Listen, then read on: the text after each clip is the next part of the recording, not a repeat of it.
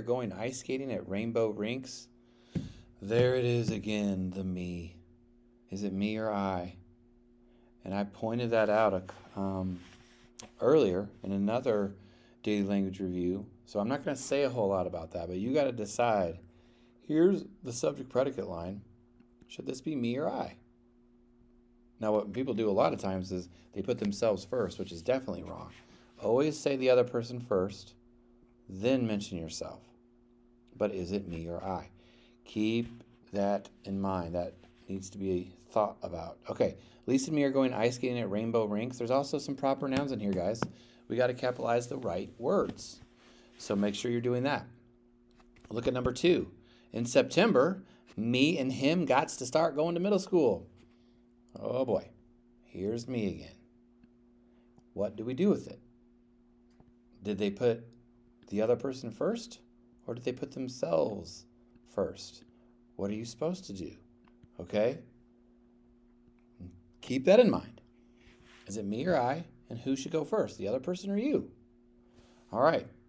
Look at, and also I will tell you, there needs to be a comma in this sentence. We have a prepositional phrase, and there is a pause after it, and there needs to be a comma. So if the prepositional phrase comes at the beginning of a sentence, there is a natural pause after it, and you need a comma. Look at number 3. Use context clues to determine the meaning of the bolded word. My gosh, again, this sounds so fancy, use context clues. I mean, come on.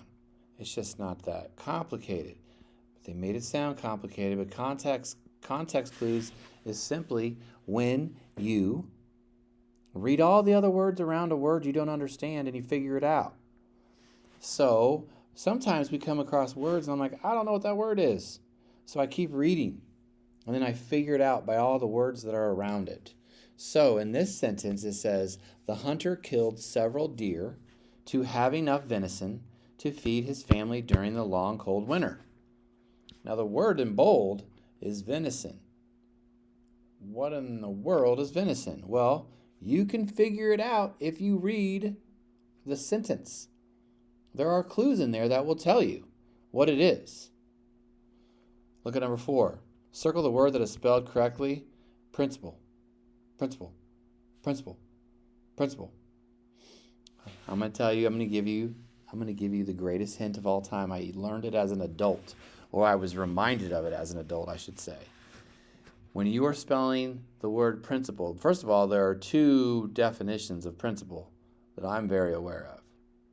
So one of them is the principle of a school, and the other one is your principles, the standards you hold yourself to as a person.